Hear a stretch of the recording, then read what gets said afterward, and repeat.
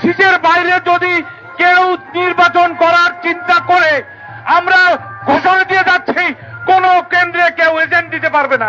ধানের শীষের বাইরে কোন লোক থাকবে না। আমরা ধানের শীষের বাইরের কেউ না।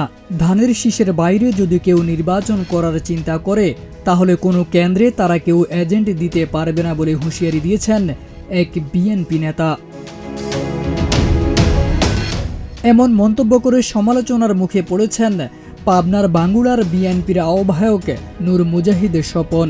তার এই বক্তব্যের একটি ভিডিও মুহূর্তেই সামাজিক যোগাযোগ মাধ্যমে ভাইরাল হয়। নেটিজেনদের তুমুল সমালোচনার জন্ম দেন তিনি। 22 নভেম্বর পাবনা 3 আসনে বিএনপি মনোনীত প্রার্থীর পক্ষে গণমিছিল শেষে আয়োজিত সমাবেশে নূর মুজাহিদ স্বপন এই হুঁশিয়ারি দেন।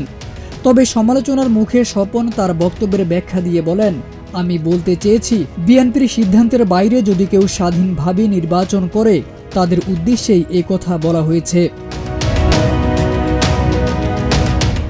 বক্তব্য নিয়ে ঘিরে থাকা বিতর্কের মাঝেও উপজেলা বিএনপির এই নেতা দাবি করেন, তিনি সর্বদা বিএনপির ঐক্য বজায় রাখার চেষ্টা করছেন এবং ভবিষ্যতেও তা করবেন।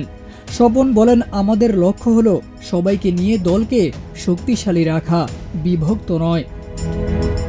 তারেক আজিজ খান, প্রজন্ম 24।